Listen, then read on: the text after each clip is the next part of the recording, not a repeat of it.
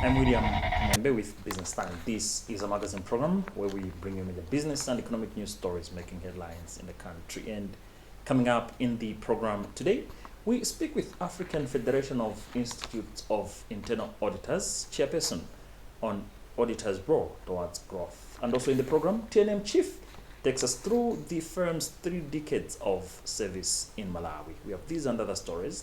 Stay tuned.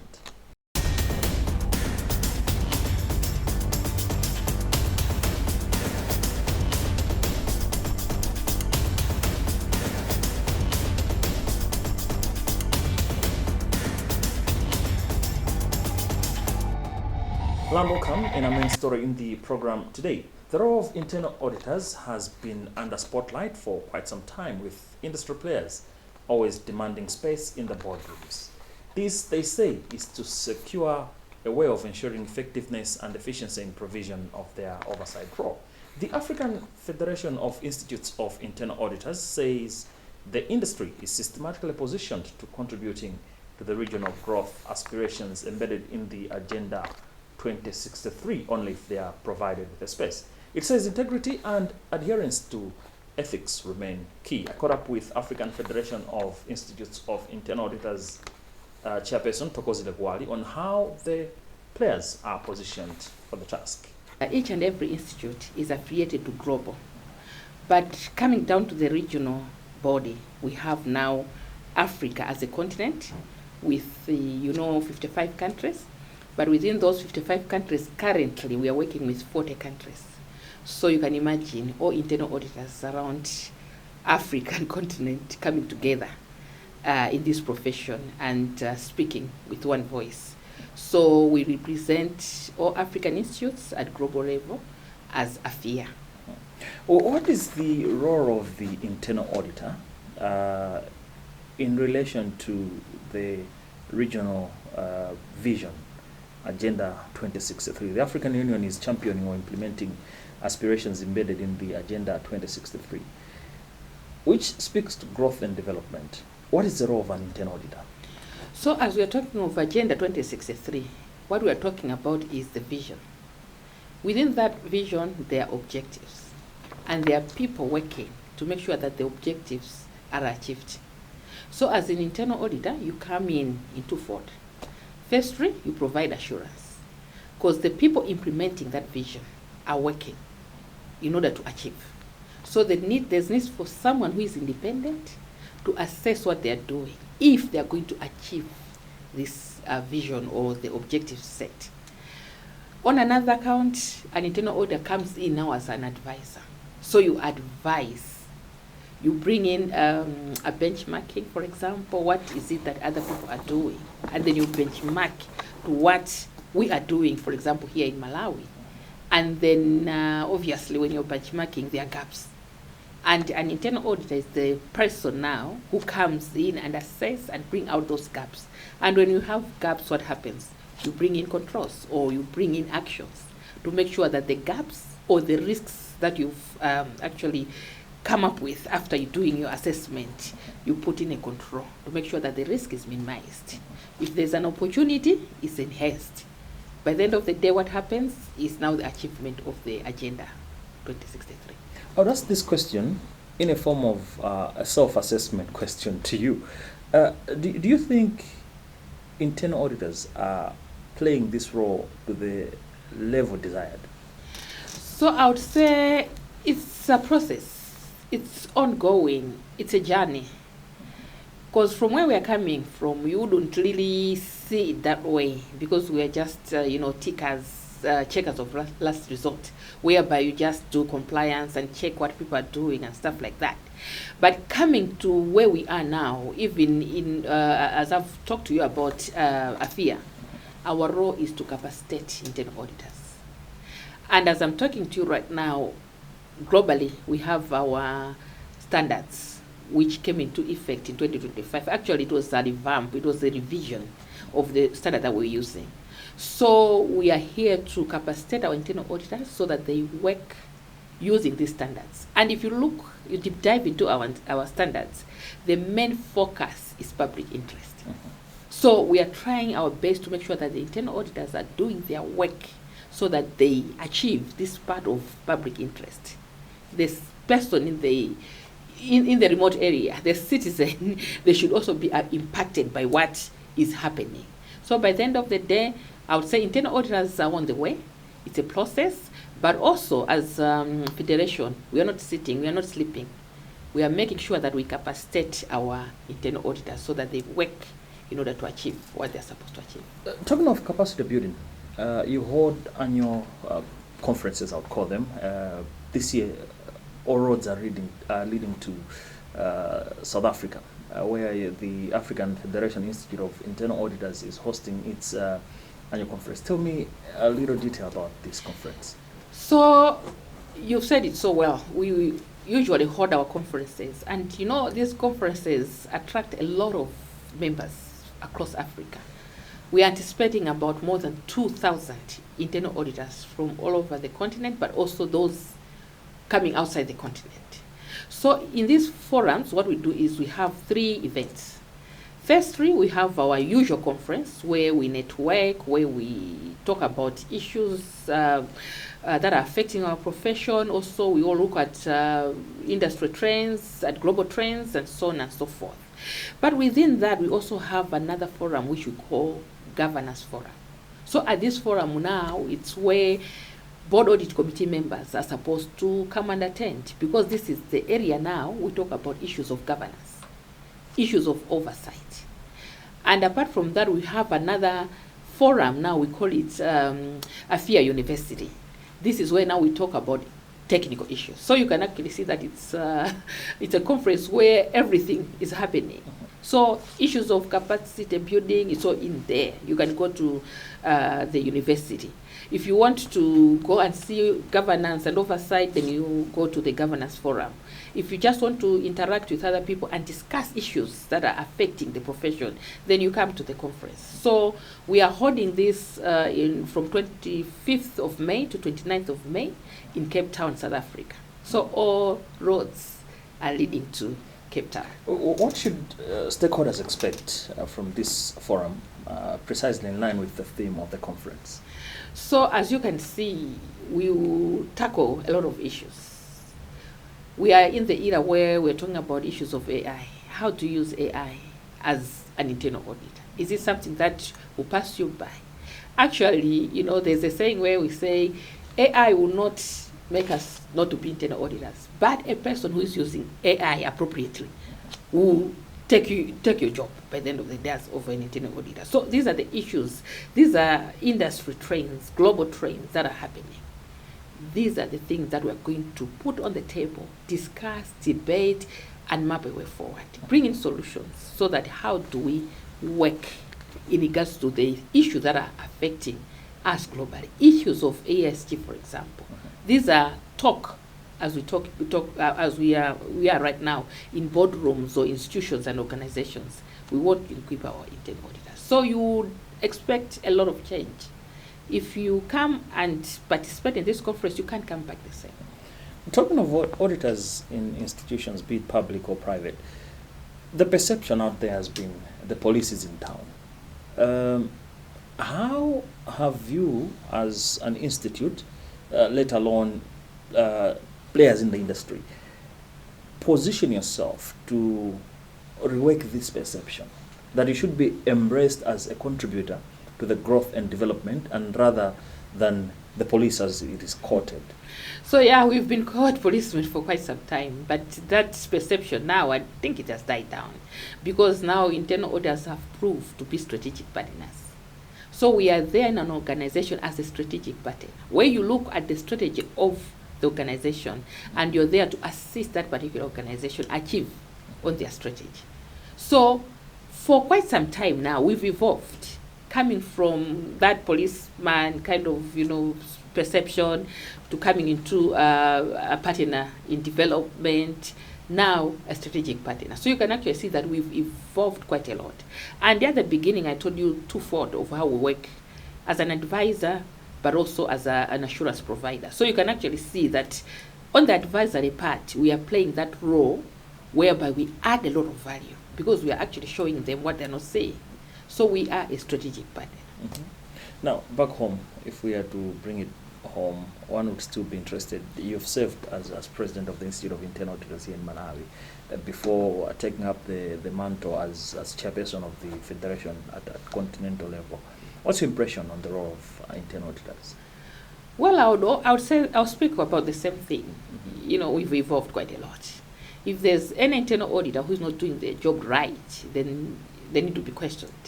Because every year we do have our conferences. We do have, even the Institute of Internal Auditors in Malawi, they provide a lot of trainings. So if your auditor, for example, an auditor is not doing what they're supposed to do here in Malawi, then they've chosen to do so. But as an institute, also as a federation, we try our best. There's a lot of materials, a lot of trainings, webinars that we are providing so that our internal auditors are well equipped. And I'm sure I can challenge you. Now internal audit has really evolved, and a lot of people are receiving a lot of value from internal auditors. Last but not the least, your message, precisely as chairperson of the African Federation Institute of Internal Auditors, vis-a-vis or in relation to the forthcoming conference, your message to stakeholders, both domestic and international. Actually, I've got a strong message because as I'm talking right now that we're going to South Africa in 2026, but 2027 we are coming home. We are coming to Malawi. So I would say institutions or organizations, they should sponsor their members because this is a forum where they are exposed. They even benchmark themselves, how am I working? Because they meet people there who are well advanced. I'll give you an example. In South Africa, people are well advanced. We meet people from Egypt, we meet people from Morocco, Tunisia, and so on and so forth. So you can actually see that it's a continental kind of thing. And I don't think you can go to that forum and come back the same. Now, mobile network and internet services provider Telecom Networks Malawi TNM PLC has been in operation for over 30 years. From launching Malawi's first mobile network in 1995 to rolling out 5G and expanding digital financial services, the company has played a critical role in shaping the country's telecommunications landscape. But at 30, the real question is, what comes next? Benedetta Chwandamia engages TNM Chief Executive Officer Michelle Herbert as they talk on expansion and the market environment, as well as reclaiming the market dominance, among other things. Probably the most strategic decision that has driven this entire company is the fact that TNM is proud to be the pioneer bringing new technology, always being the first in bringing new technology to Malawi. So even along its journey, we were the first GSM, if you want to call the first voice call with 1G back in 1995. Then we brought every generation, we were the first to bring every generation of technology, 2G, 3G, 4G, and now 5G. We are the first to do those things. We're the first to bring all of that to the Malawians. We are the first with mobile money services with Mpamba some 13 years ago, I believe. And we were, we've always prided ourselves in making that technology accessible to Malawians. Now, in terms of strategy, the other strategic decision that, at least when I joined TNM about 3 years ago, was that in facing competition, especially when you're facing, let's say, bigger players or a global giant, you need a different strategy. You need to differentiate yourself from what your competition does. TNM's decision, my decision back then, was to make sure that we brought quality to everything that we do. So a lot of companies have a philosophy to say, well, it's a market that's difficult economically to deal. Let's make things cheap. No, we took a completely different approach. We focused on making things better before making things cheaper, and that's still our philosophy today. Now, outside in the market, it's still very much a growth phase. When you look at Malawi compared to all of its neighbors, the number of people using mobile phones or smartphones is still less in Malawi than in other countries. Mm-hmm. Same thing with mobile money. It's still less used here than in other countries. But as people learn about these technologies or have access to these technologies, you're seeing massive, massive growth. Our penetration is about 75%, whereas other markets is 100%, meaning there are more SIM cards out there and more services out there than people. And so, given that, even when I joined 3 years ago, we were at something around 50%. We're seeing still a very, very aggressive growth in both GSM services and in mobile money, both. Now, for TNM, we had lost ground in the past, and we turned that around. So we've done a number of things to be better in the market, and that's our transformation. So we are now capturing more of that growth that's happening in the market than any of our competitors. Mm-hmm. Now, on the financial side, we know that the company is, of course, listed on the Malawi Stock Exchange. Yes. Looking at the financial performance, what would you say your performance has been? Of course, we understand that there's been a period whereby TNM was making back-to-back losses. Yes. Of course, things have picked up, but I also want to appreciate from you, when you look at the financial side in terms of performance, how has it been for the past few years? And where are you taking it now that things are picking up? So, yes, I mean, TNM went through a period, a dark period. It was very cloudy, very stormy. We were losing market share, customers, and eventually we were losing profits. So fortunately, with the great big effort that was done with everybody here at TNM, we managed to turn that around. So we, back in 2022 and 23, I believe, we were losing, we were losses, we were suffering losses, and the stock price had dropped to about 12 kwacha, 11 or 12 kwacha back at that time.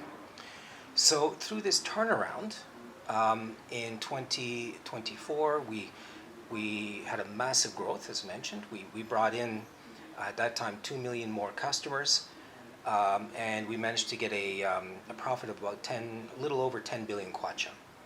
In 2025, as we just announced back in December, we've more than doubled that.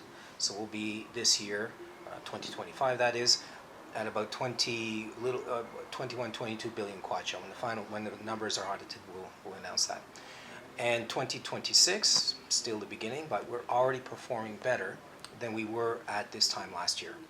So we are still growing financially as well, quite well. And now the stock price, I think, is trading somewhere around above 30 kwacha per share. And this is financial inclusion. So still, the penetration of banking and banking services in Malawi is still relatively low. It's like at 7% when you compare it to all your neighbors, which are in the 20-30% range. You know, there is still a massive growth that's going to happen in mobile money, but more specifically, what you can do with your mobile money. We, for example, were the first to bring in banking type services with mobile money. The Endakanke, where you can borrow money. Yes. Right there on your phone. You need money, we can lend it to you at TNM. There's going to be a number of loan products, banking services that we'll be adding to Mpamba, for example, that will make us completely different than anybody else out there. Given the economic situation, a lot of companies would probably withhold their investments or wait a little longer to do that. We are not doing that. We are actually going to invest quite heavily because we're experiencing, this tremendous growth both in GSM and in mobile money. We're actually going to invest this year more than any other year. We invest between $15 and $20 million in CapEx, capital expenditures, every year. This year, we're going to go above $30 million. And the reason is because, well, quite frankly, the bus is full, if I can use that analogy.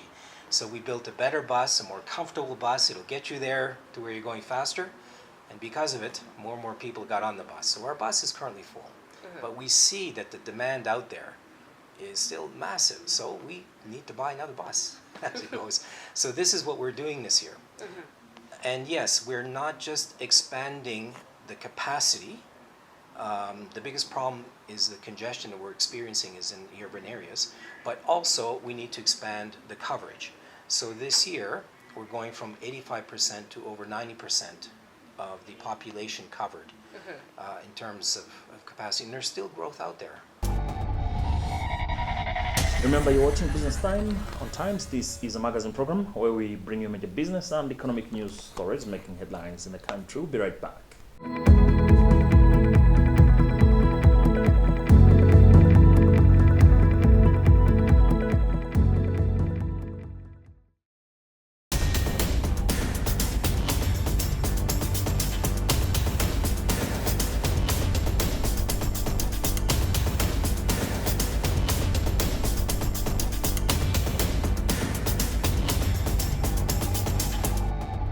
So there's a few levers that are being pulled to ensure that productivity goes up. So from an agriculture perspective, yield per hectare, we're working on new irrigation systems, new farming systems.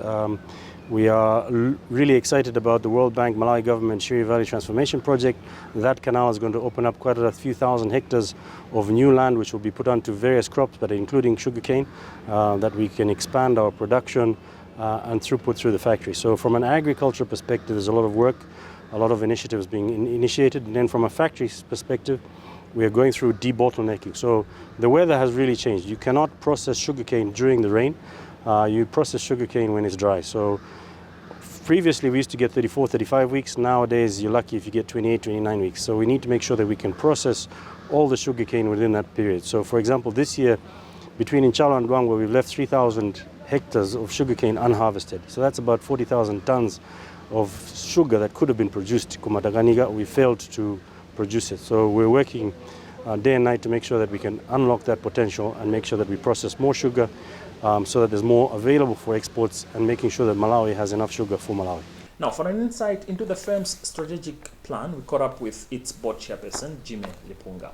It basically reflects production constraints. So, we'd want to satisfy the local market first and foremost. It wouldn't make sense to export a lot of sugar and yet there is a gap in the economy. So we want to satisfy the domestic market. And also, we have neighboring countries as well that take a lot of sugar. That will be the next. And then beyond is what we'll do after satisfying the regional and the domestic market. But we hope that in the future, this will change. With the Shire Valley Irrigation project, we're hoping that, the sugar production capability will go up and therefore we'll revert to the numbers that we used to have by way of exports. Yes, it has, and they've seen foreign exchange liabilities. They're up, and you are really on the spot. Our inability to export means that our access to foreign exchange has been limited. And maybe I should also have mentioned that government introduced the licensing mechanism because they didn't want us to would have exported more. Precisely for that reason, in order to have some foreign exchange to maintain our equipment and even pay off some foreign liabilities. But we're also constrained because of the licensing requirement that the government introduced. So it is a problem. If we can't export, then it means we don't have foreign exchange. Well, with that story, we've also come to the end of today's edition of the program Business Time here on Times Television. It is a magazine program where we bring you major business and economic news stories making headlines in the country. On behalf of the entire production team, my name is William Kumwembe. Thank you for watching, but always remember, if it doesn't make money, then it doesn't make sense. Stay safe and goodbye for now.